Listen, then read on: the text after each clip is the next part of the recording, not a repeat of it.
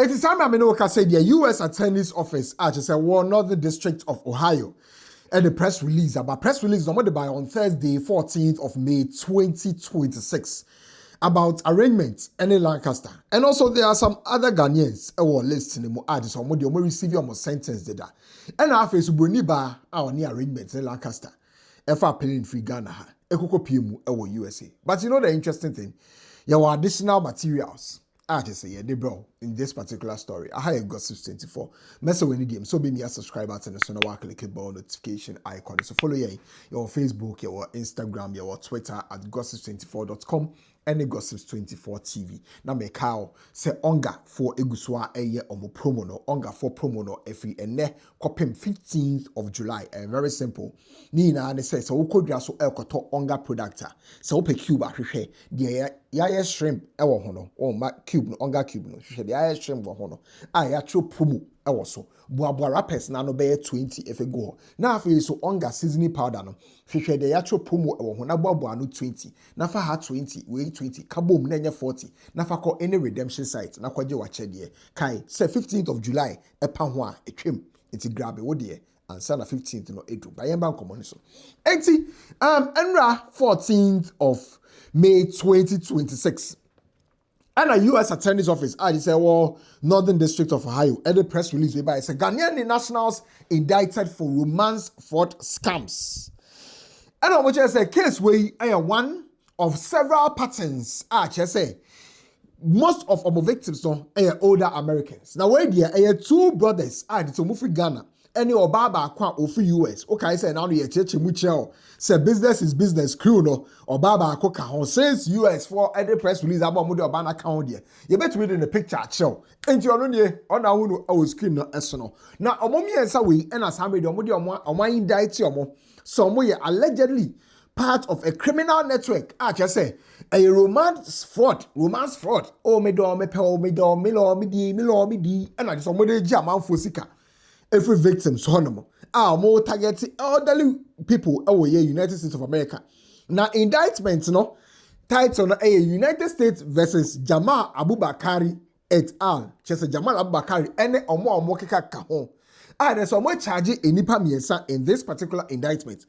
Enipa di kan Jamal Abubakar aka arrangement. We did say we did 22. We did 22. Kamal Abubakari aka Lancaster, we did say we did 22, meaning say football age, and on what they call it, but on much age, 22.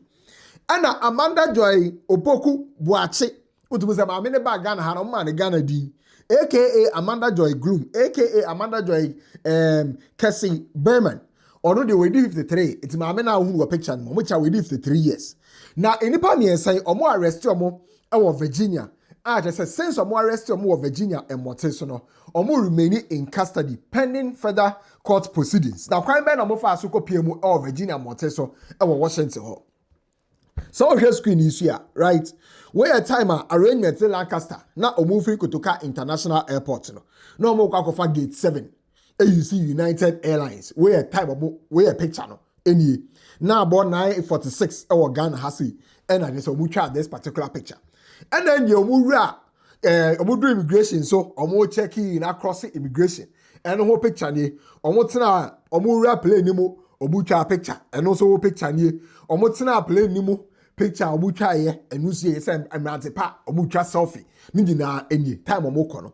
Now we be say ya den omoje visa no omokwaje visa na dey asem omokai. Of course omo anka so many clients be US na say business baby omokai say events be Ebekoso New York. Any event in the details in the screen is no. Now event will be happening on the 9th of May 2026. Event will be happening on the 9th of May 2026. We and omode kwaje visa. Event flyer now omoye omode kwaje visa no. Enunyi. We say event we. Omochi na be happening at Tulum Night Club. And omoda so arrangement in Lancaster. Omobe performing live. Omoye CEOs of BIB, Business is Business Empire. And on this event, we on the big 7 morning, on Kaka Jordan and Jala, more never perform on Mokako bash or Honomo on the 9th of May, and on BSI event. Intend to do US Embassy Honoma. On which you might be some questions be brief. Not called the whole trauma. Omo bisa questions bebree. Omo ka so you are going to perform for an event? Yes, please. Granted. Done. Monko. Now, on that very week now, some particular week in that particular week na omo right? Omo di kind attempt here some be fly on Tuesday. What airport will be abedi dance here. Say on Tuesday arrangement in Lancaster anybody ba ne ba ho some be fly. But because now omo din one list 20 no, omo ba mo kwa mo fly. And omo also try ticket for back on Thursday. Omo try ticket for omo and omo back on Thursday. Na Thursday no so no. Drama kakra si ya nsa na omo ka say muja omo na mo fu plane na omo bra na ye hwehwe muja omo na mo fu plane na omo bra ye hu ti na ye mo visa no muja omo na mo bra na muja omo ba ye omo bedu Virginia na omo chi omo asa media US Attorney's Office to say one of the district of Ohio HR omo daswa e custody remaining federal court proceedings na omo chemu say indictment no HR say from July 2024 April 2026 there arrangement in Lancaster, twi amanfo, including Boniban, twi amanfo edi through romance for schemes. Our US honomo. Just ni na no some of the 4 stories. And that amanfo na send your musika through wire transfer. Edi amomo, no money amon crop for ekeka ho. Edi account agiji discount edi egum. Now in some way, ebi wo also we charging crop for ho. Just say some crop for no so our Ghana omo so omo target elderly victims Now, whilst many defendants was asking we mu try say you be come asem any ade no defendants back on 9 ti o what say make I say FBI for no omo ye omadwuma to say cell by cell what I say one scheme back bi ya no omo to be trace ya hu say nipa 20 na was asking we mu say nipa 20 no omo be modi aso be chi say nipa 20 ni na it is omo dey kai che back na say nipa ne back kasa kai hu no say obe ya on saman say Can you say what's out to two no my year? Who started to two no my year? It's the FBI for through US Attorney's Department. I want to say one other district of Ohio. Chemu said, whilst a bit more on my affairs about the count massive, and a bit more also almost standing trial. There are 9 other defendants. Almost the Omar count massive. I'm just say almost sentence on the amount of so can you about 50 years. Into my kind of sentence in the back 9. It's a then I just say, whoa, na. Yabo udi nipa 9 maybe obi account mu udi wo mu no we special and then just we special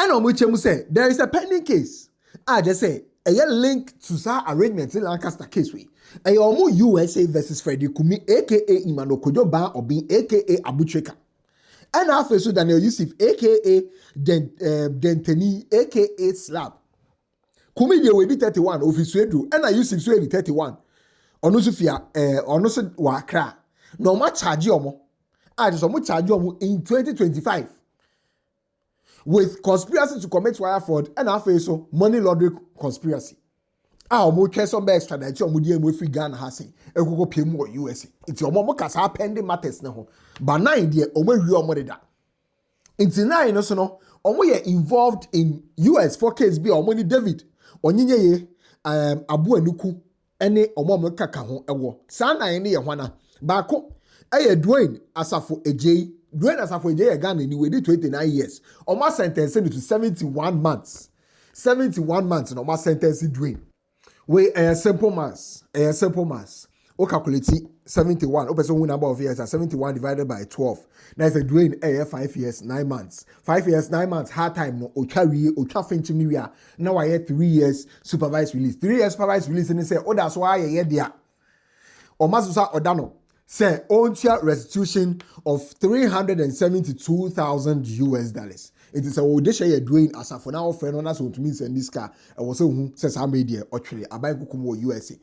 The author biom Nancy Adom or also ofi Akron and Columbus just no Ohio. Nancy 30 years. Baba kama ono so ma sentence 71 months it's Nancy ni Dwayne omoje 71 Nancy so ebenya 3 years of supervised release the year difference Nancy there no said whilst Dwayne $372,000 US no Nancy Adomo ye Ghana ni $1 million US $1 million in restitution the obiom Eric Edu see 46 nti wo of bi Columbus Ohio na they say we di your friend Eric Edu now until of Anka wafa so trim wafa be 71 months, that is a 5 years 9 months wafa enso no our 3 years of supervised release ye jai wafa 3 years so a US citizen US for edu we be turn so monetana for 3 years parole for 3 years supervised release for 3 years no ma o ma so order wafa say wafa entua sika $668,000 US in restitution from US for so the Japade bema so the end bema I was say amounted to $668,000 US. Omo ka ho biom a de so mo so no e pleaded guilty to obstruction of justice. Omo ye nkrofo a ebia asem ne ba ye no omo ye se nkomu udwane asem ne ba ye no omo chi omo e no omo ye se nka omo be fa kwan bi so be piem wo Ghana e ne bi omo sa so e chi omo nti omo no obstructed justice baako e ye nada Wasif ono so no ot Brentwood a de se no e wo Tennessee oni Nashville and Clarksville ono de ya sentence no to 12 months imprisonment. So no obenya 1 year supervised release. Oma odano so until 172,000 in restitution. Into no go 1 year finching more inside 12 months. Now just will pay back. Oma supervising of another 1 year. And at the Tosbium Calvin Asthma they are 28 years. On also a Ghanaian. Recently no more arrested because there's a second case and the house also born otu on there or cases mienu mu and or try yes and ko bedwane no maso so arrest ni bio nkofo bi also medi o masem ewie and no sa case ni otuo amponsa US any otuo amponsa ring ne so na nkofo bi ekeka ho ti otuo amponsa de ya or 34 years or no mama 108 months in some person who calculation na any 108 right 108 divided by 12. Now we so 9 years finching 9 years finching or 9 years ni we are 3 years of supervised release. No more the amount otu amponsa de obetua 3.3 million US dollars. Otu otu amponsa no menye sure so kasai. Otu amponsa de menye sure so kasai. Menye sure so kasai. Hey, because otu amponsa kasai an ke bia kan we na nke so beti. Anase bia ni sika ne so. Ebiana ni sika ne so. Ebiana no hundreds of millions ni mu ho. But to upon 34 Columbus, Ohio. So what for no or my sentence no 9 years or how a hard time finching 3 years of supervised release. Or but so 3.3 million US dollars. And they are my US for. And a Portia Joe they will do 28.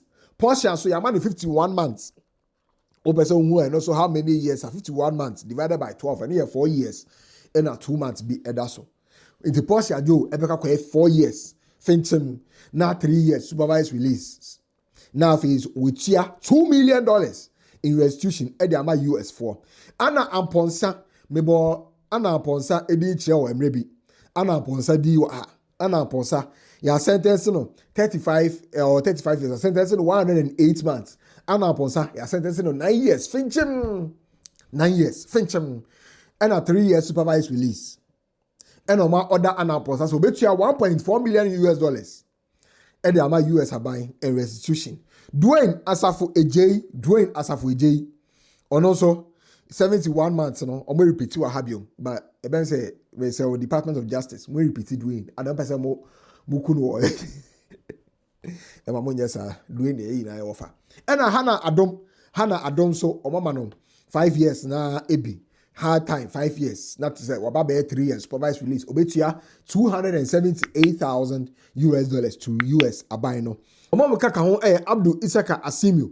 Abdul Isaka and so 37 years or no or Ohio ho and Sami only we pleaded guilty. Say ampa or kahubi and omo ya wire fraud no and the money laundering no okaho we pleaded guilty. Omunya sentence no and check on best sentence no.